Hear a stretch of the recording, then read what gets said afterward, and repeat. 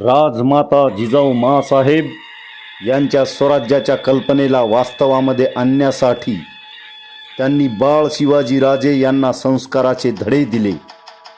घोडेस्वारी, तलवारबाजी, नीतिमत्ता, नेतृत्व कौशल्य, संस्कृती आणि सदविचारांची जोड देऊन सामाजिक न्यायाची शिकवण दिली. या संस्कारामुळेच बाळ शिवाजीराजे स्वराज्याची शपथ रायरेश्वराच्या पिंडीवर घेऊन एका विशाल मराठा साम्राज्याची स्थापना करू शकले. छत्रपती शिवाजी महाराज हे संपूर्ण देशाचे दैवत, प्रत्येकाच्या मनावर राज्य करणारा हा जाणता राजा आजच्या पिढीला अनेक गोष्टी शिकवून गेला.